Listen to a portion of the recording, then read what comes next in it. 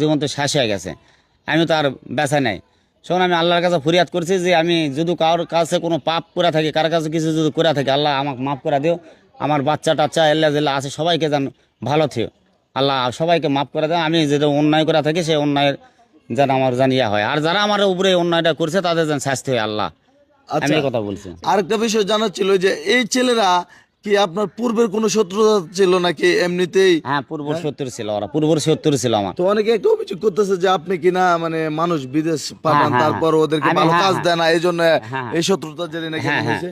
আমি ওনার এক ভগ্নপতিকে আমি 15-20 দিন আগে সৌদিতে পাঠাইছি। হ্যাঁ, পাঠানোর পরে কাজেতে আমি সেটিং করে দিছি। ওর আকামা পিকে নিয়ে একটা সমস্যা, পিকের অর্থটা অনেকে বোঝে না। হ্যাঁ, হ্যাঁ, পিকের অর্থটা হচ্ছে যখন পিকের এইদিকে থাকবে মোহাম্মদ, হ্যাঁ। যে কোনো একটা সাইডে মোহাম্মদ থাকতে হবে। মোহাম্মদ থাকলে ওটা মুসলিম মানে নবীর নামে নামে আসে। আর যখন পিকে খালি শুধু থাকবে তা সেটা পাকিস্তান। পাকিস্তানি।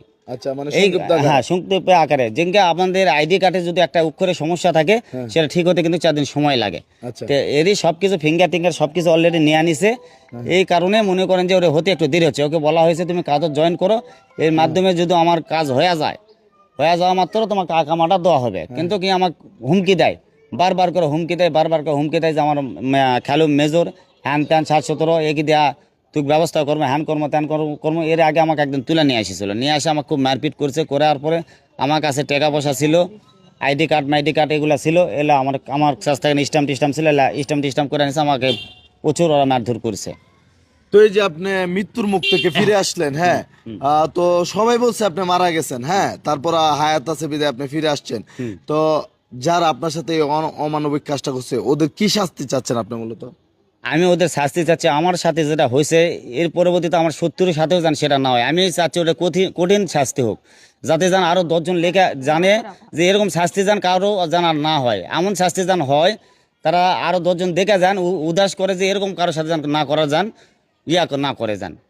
আচ্ছা, আপনি একটা ঘটনা বললেন যে ট্রেন থেকে আপনি নিজে আত্মরক্ষা করার জন্য লাফ দিছেন, তারপর ঝুলতে ঝুলতে, হ্যাঁ। না, আমি নিজে লাভ দিই না, ওরা আমার হাত ছাড়াই দিয়েছে। লাস্ট ফিনিশিংয়ে আসে যখন স্টেশন পাবো এই মুহূর্তে ওরা আমার হাতটা ছাড়া দেয়, 2 জন মিলা।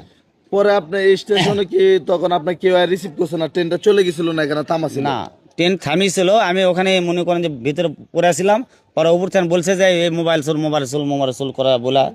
ওরা মনে করেন যে সবাই তো আমার কাছে তো আমার কথা বিশ্বাস করবো না, আমি তো ওখানে একাই, আমার কথা কেউ বিশ্বাস করবো না। ওখানে আমি আমার আত্মরক্ষার জন্যে আমি ওখান থেকে পেলা চলে যাই, আমার পাশে ওরা আবার ধাওয়া করে।